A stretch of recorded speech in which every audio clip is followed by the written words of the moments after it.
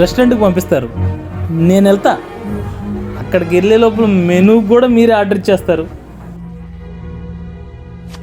నవ్వుతున్నారు నన్ను చూసి అక్కడ రెస్టారెంట్లో వెయిటర్లు. రే సిద్ధు రారా కూర్చో భోంచేద్దాం అంటారు. నేనేదో తిందాం అనుకుంటాను, మీరేమో తెప్పొచ్చేదాకా తినమంటారు. ఏ చికెన్, ఏ మటన్, ఫిష్లో ముళ్ళు ఉంది జాగ్రత్త నన్ను చేయి పట్టుకుని. నా మెనూ కూడా మీరే డిసైడ్ చేసేస్తే ఇంకా నేనెందుకు నాన్న తినడం.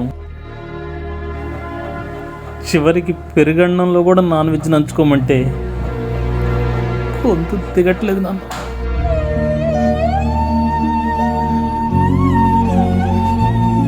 మీకు తెలియదు, మీకు నచ్చిన కూర తినలేక, నాకు నచ్చని కూర మింగలేక నరకం చూశాను నాన్న, నరకం చూశాను.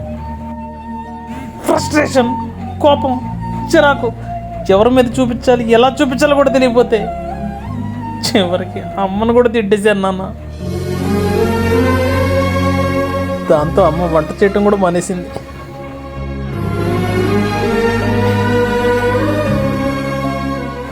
అసలు నేను ఏ కూర తింటానో అమ్మకే అర్థం కాకపోతే నా భార్యకి ఏమర్థమైంది నాన్న.